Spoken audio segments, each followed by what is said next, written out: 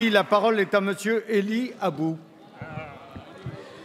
Merci, Monsieur le Président. Ma question s'adresse à Madame la ministre des Affaires sociales et de Santé et je voudrais associer les députés de mon groupe. Madame la ministre, comment réussir une réforme sans dialogue? Une réforme avec une absence significative de cap, de gouvernance et d'objectifs communs.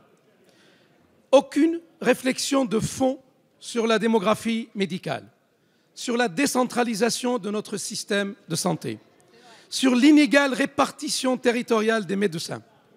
Aucune réflexion de fond sur le parcours de soins, sur la nécessaire coordination publique-privée, ville-hôpital, médicale, médico-sociale. Aucune réflexion de fond sur le métier de soignant de plus en plus embolisé par des tâches administratives.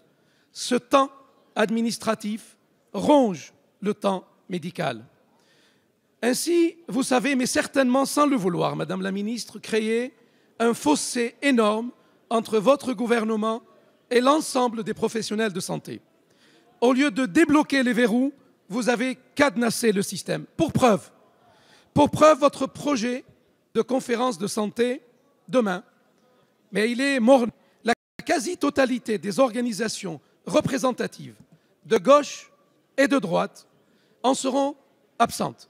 Il s'agit là d'un camouflet, si j'ose dire, d'une conférence hémiplégique. Je ne vous pose aucune question sur le fond, car je connais malheureusement votre aptitude à contourner les choses et ne pas y répondre. Je vous interroge sur une question simple, très simple. Comment faites-vous pour avoir toujours raison toute seule? Merci.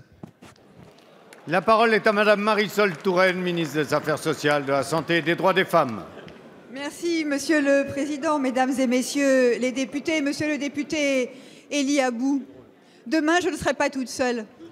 Demain, il y aura plus de 450 participants à la grande conférence de la santé. Il y aura 200 institutions et associations qui participeront au débat et qui ont participé au débat depuis le mois de juillet dernier. Il y aura les représentants des praticiens hospitaliers, des sages-femmes, des infirmiers, libéraux comme publics, des masseurs-kinésithérapeutes, des orthophonistes, des psychomotriciens, des orthoptistes, des pédicures-podologues. Il y aura les représentants des hôpitaux publics, il y aura les représentants des cliniques privées, il y aura tous les syndicats de jeunes médecins qui, à ma connaissance, ne se destinent pas tous à l'exercice à l'hôpital. Et vous le savez très bien, Mesdames et Messieurs les députés, le syndicat MG France vient d'annoncer sa présence à cette conférence.